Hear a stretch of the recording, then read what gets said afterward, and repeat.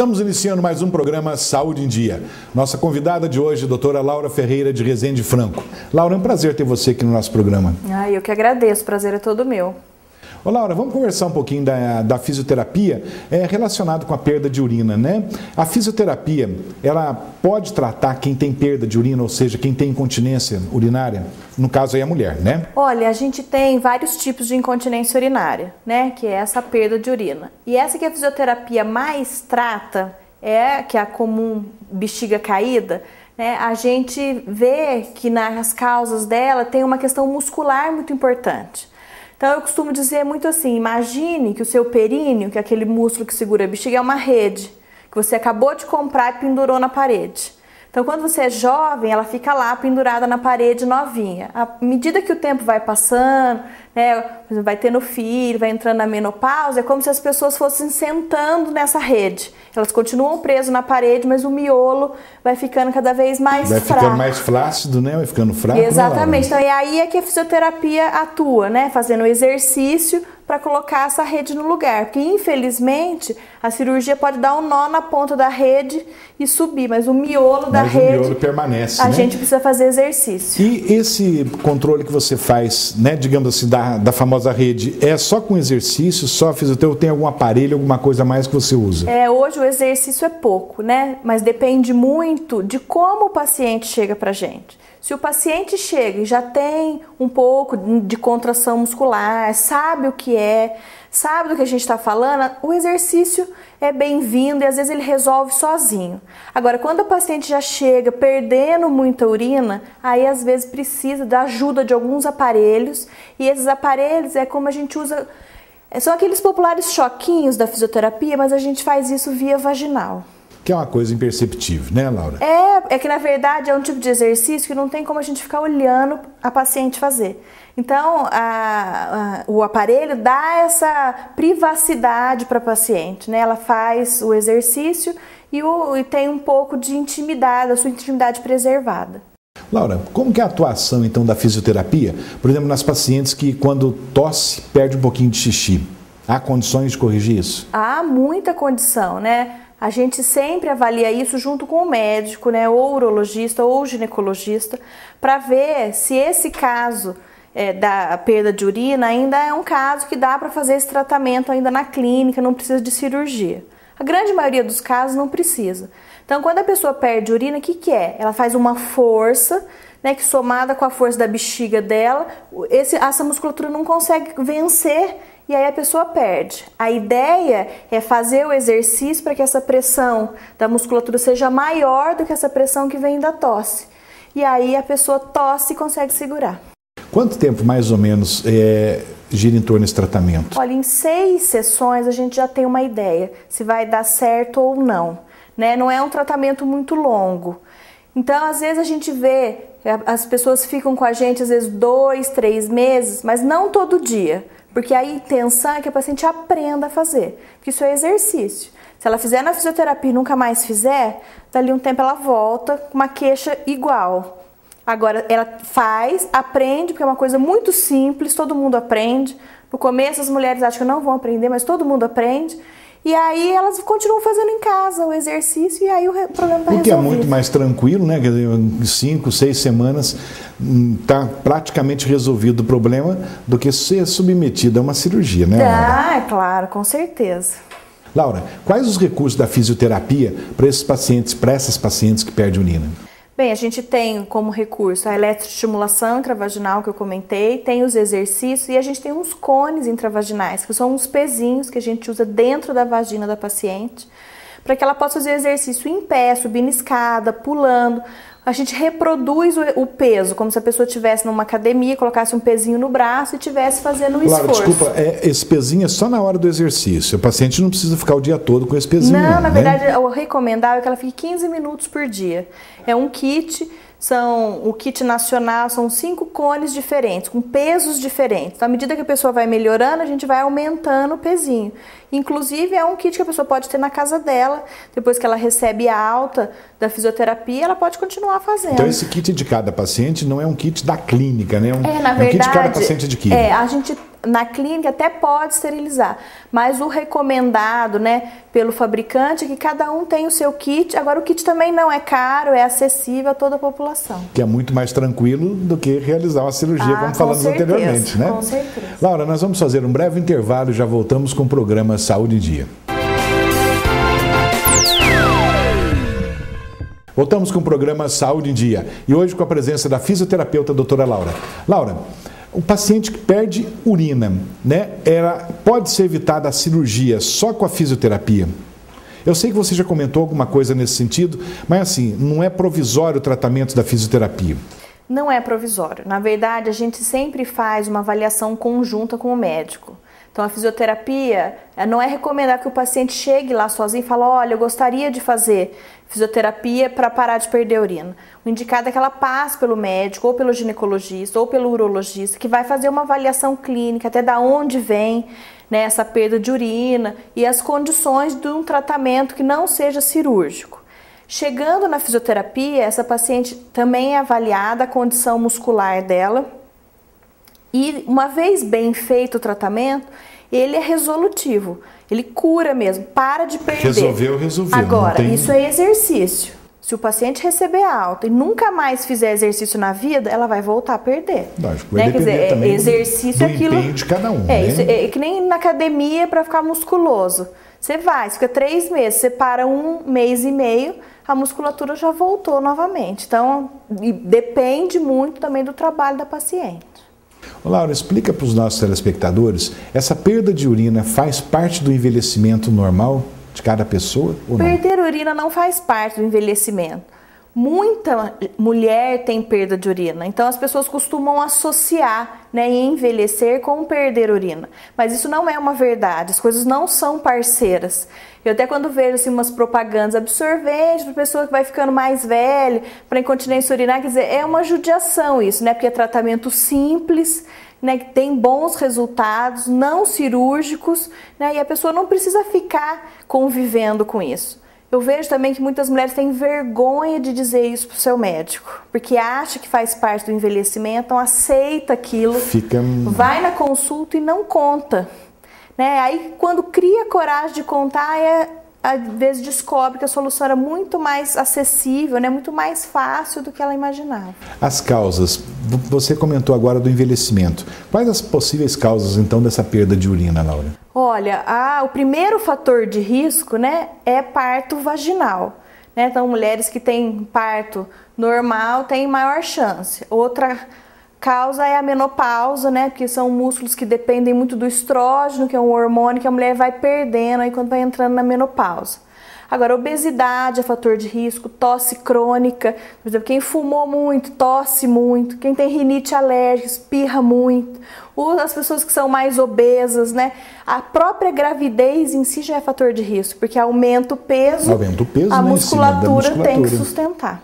Ô Laura, tem como fazer uma previsão se a pessoa ao tossir ou espirrar vai perder xixi, vai perder urina?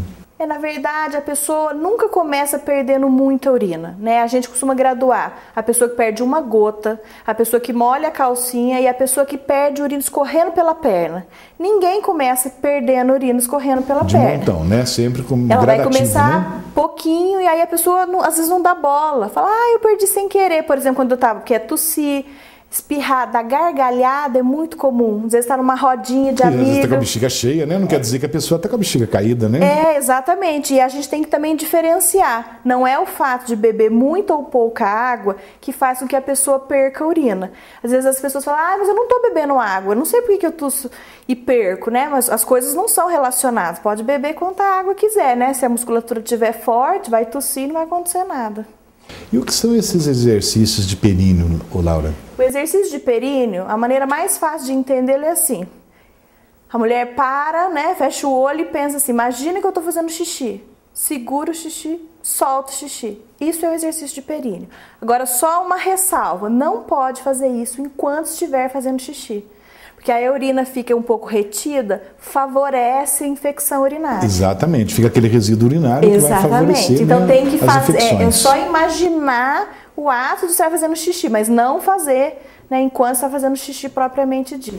E esses exercícios de períneo, quando eles devem serem realizados? Olha, eles deviam ser realizados desde sempre, né? Essa é aquela coisa que a mãe devia ensinar para a filha, né? E ir passando de geração em geração. É que a gente já vê até uma dificuldade das pessoas conversarem disso em casa. A dificuldade, eu vejo, às vezes tem gente que não gosta de ir no banheiro fora de casa, né? Então segura muita urina. Então as pessoas deviam fazer esse exercício. Estou no trânsito, fechou o sinal, não estou fazendo nada, estou assistindo novela, não estou fazendo nada. Qualquer hora, porque ele pode fazer em pé, sentado, deitado, do jeito que quiser. O único cuidado que precisa ter é que o músculo do períneo está no meio de alguns músculos muito fortes, que é o músculo do abdômen, né? O músculo do bumbum e o músculo do meio da perna. Esses músculos, eles não podem fazer exercício. É só o músculo do períneo. Então, às vezes as pessoas têm o músculo do períneo meio fraco e estão fazendo, quando você vê fazendo exercício, você vê a pessoa puxando o ar, quer dizer, ela está usando o abdômen para isso. Então, ela tem que tomar o cuidado de não usar a musculatura ao redor, porque como ela é mais forte, ela tende a contrair mais rápido. Ou seja, a pessoa tem que procurar um profissional, né, para receber uma orientação correta. Na verdade, né, se ela Laura? aprender, ela não precisa. Mas aprender ir correto, muito. né? Se ela aprender, sabe, né? ela não precisa. É aquilo que eu comentei, em 6 sessões, a pessoa sabe o que ela está fazendo. Depois ela pode fazer o resto da vida na casa dela. E vai depender de cada um, como você disse agora há pouco, né, da persistência, fazer os exercícios constantes é muito melhor do que realmente parar em cirurgia, isso né? se torna um hábito, né? A gente faz até sem perceber. Ô Laura, o paciente, vamos pensar no homem agora. Até agora nós falamos da mulher. Um homem que faz uma cirurgia de câncer de próstata, por exemplo, é verdade que ele pode perder urina? A gente vê até um público masculino, é um público que a gente trata muito, né? A gente vê até 1 ano depois da cirurgia, a gente vê que é muito comum alguns homens perderem urina. Uma parte tem melhora espontânea, a outra parte continua perdendo, né? Então também não precisa usar fraldão só porque fez uma cirurgia de próstata, né? E tá perdendo urina. Também pode fazer fisioterapia que os resultados... Então a fisioterapia, nesse caso, também ajuda o homem? Também ajuda o homem. A fisioterapia hoje tem seus caminhos para tratar nessa perda de urina para a mulher e para o homem, são tratamentos bem distintos. Laura, vamos aproveitar que você está grávida, né? E fazer aquela famosa pergunta. A grávida pode ser realizado esses exercícios, né, de fisioterapia na mulher grávida? Olha, pode e deve. Mas a gente vê alguns estudos mostrando assim, não adianta começar quando está grávida. Tem que começar antes de ficar grávida, porque quando você fica grávida, o peso vai sendo colocado em cima da musculatura. Então tem um trabalho a favor, que é você fazendo exercício, e o trabalho contra, que é o peso em cima. Agora, se você nunca fez, também pode começar, né? Nunca é tarde. Quer dizer que começar. Pode ser feito na mulher grávida. Claro, com pode orientação, fazer. Lógico, né? Pode fazer a gravidez inteira, isso não tem contraindicação nenhuma. Laura, nós vamos fazer um breve intervalo, já voltamos com o programa Saúde em Dia. Voltamos com o programa Saúde em Dia e hoje com a presença da fisioterapeuta doutora Laura. Laura, nós conversamos então a respeito de perda de urina, tanto no homem quanto na mulher, no homem devido à cirurgia de próstata, né? E vamos pensar, uma cirurgia de mama, a mulher necessita de uma fisioterapia após essa cirurgia? Olha, hoje é fundamental, eu acho que não tem mais mulher hoje em dia que opere e não vá para fisioterapia. Por quê? Porque há uma limitação no movimento do ombro, principalmente o movimento para frente e o movimento para o lado.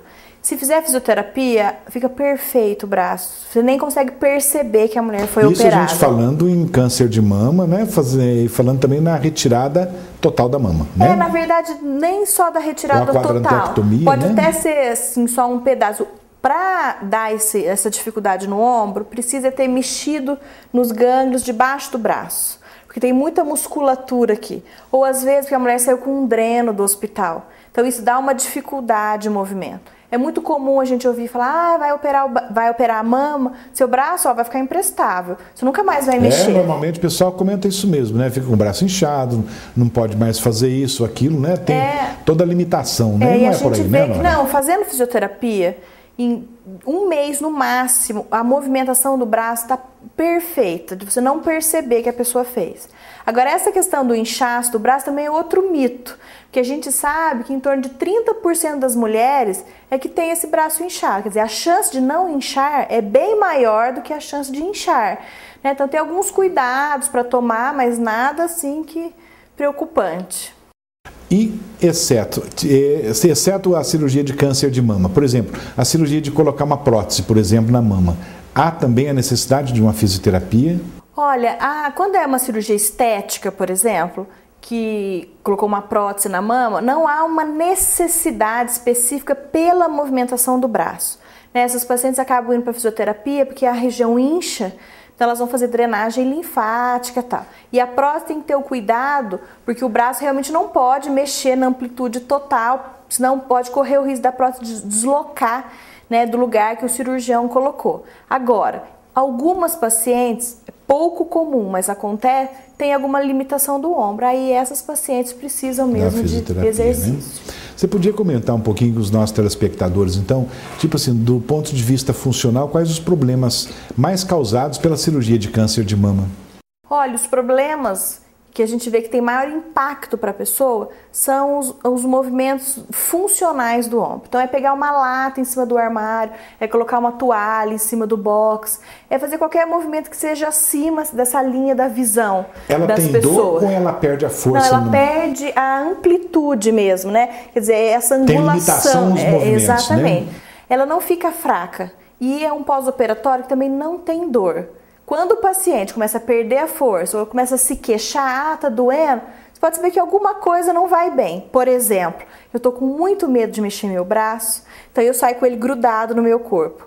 Vai que eu vou na rua e alguém bate bem no braço, então eu já vou com ele. Já vai com muita cautela, ou né? Toda então o que se né? fazia uns 20 anos atrás, mas que de vez em quando eu ainda encontro alguém que resolve ainda pôr uma tipóia no braço para proteger mais. Proteger mesmo, isso, né? É que dá complicação. Ô Laura, acontece após uma cirurgia de câncer de mama da mulher perder totalmente o movimento do braço e nunca mais ter esse movimento? Olha, perder o movimento do braço, a mulher não perde não.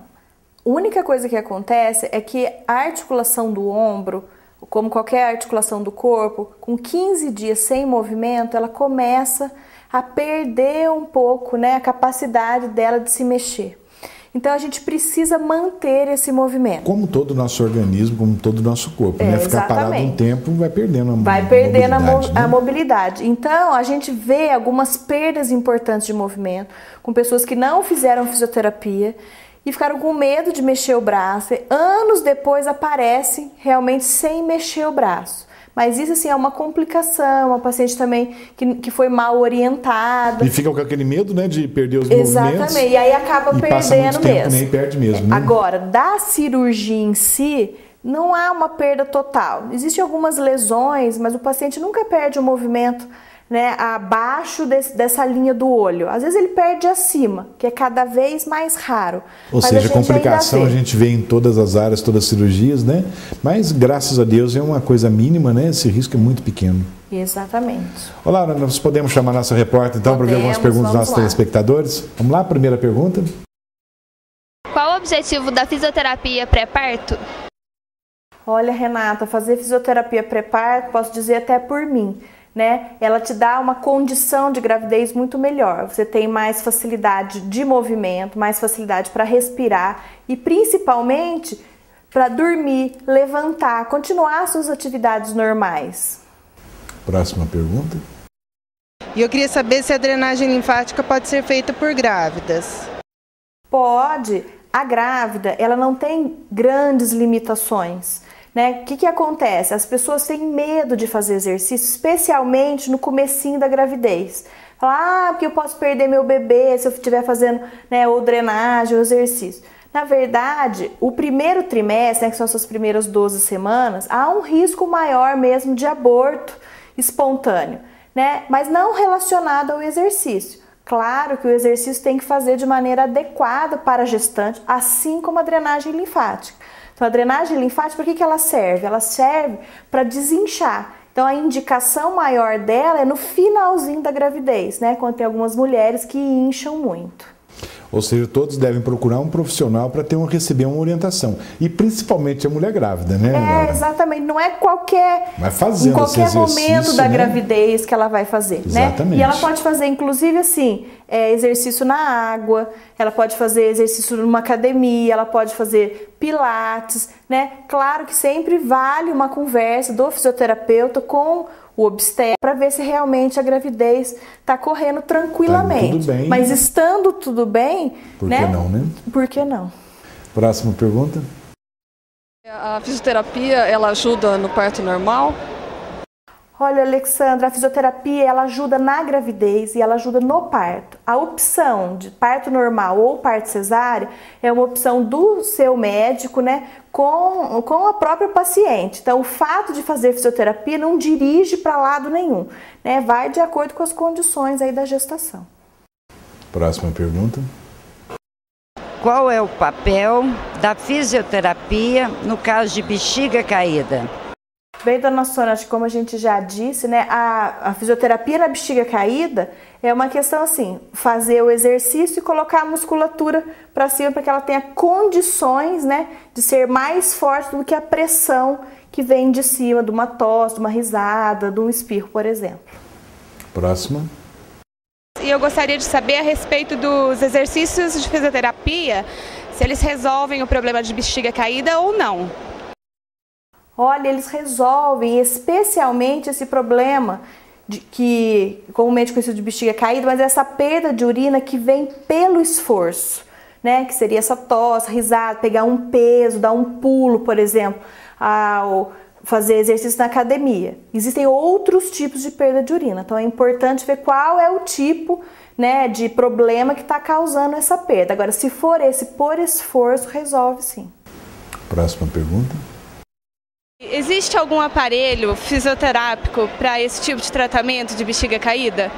Bom, hoje eu fico por aqui, um abraço e até a próxima semana. Se Deus quiser, Érica.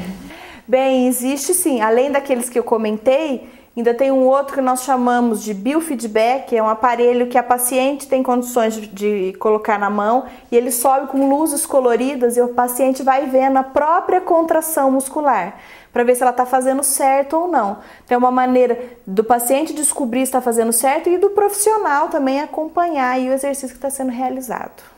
Olá, nós estamos chegando então ao finalzinho do programa. Você quer deixar algum recado, principalmente para as mulheres grávidas, né? Como é o teu caso, né? Na verdade, eu acho que as pessoas elas precisam se exercitar, né? E os próprios fisioterapeutas também precisam descobrir muitas áreas dentro da fisioterapia, né? Eu vejo muitos pacientes que chegam, né, no ambulatório para tratar, eles nunca ouviram falar daquilo. Precisam da indicação do médico ainda para chegar na fisioterapia. Muito diferente, por exemplo, de quem tem dor na coluna, que já associa, né, dor na coluna com fisioterapia. Né? Então eu acho que é uma área da fisioterapia que está no Brasil há uns 15 anos só, né, que tem muito para crescer e para beneficiar aí muito paciente. E lembrando que todo paciente deve sempre pesquisar o profissional antes de procurá-lo. Né? Isso é importante. Para estar sempre um bom profissional porque atendendo. Essa ainda é uma área que mexe muito com a intimidade das pessoas, né? Então, não diminuindo as outras, né? Mas é uma área que precisa mesmo de conhecimento, porque a pessoa já está passando por um momento meio constrangedor para ela para tratar. Ela está expondo a intimidade dela, seja perdendo urina, seja grávida, seja passando por um momento que de repente que ela está passando por um processo oncológico, né? Então, qualquer um desses momentos, ela precisa de um profissional capacitado que possa realmente ajudar. Laura, muito obrigado pela tua presença aqui no programa. Eu que agradeço a oportunidade. E chegamos ao final, então, de mais um programa Saúde Dia. Fiquem com Deus e até a próxima semana.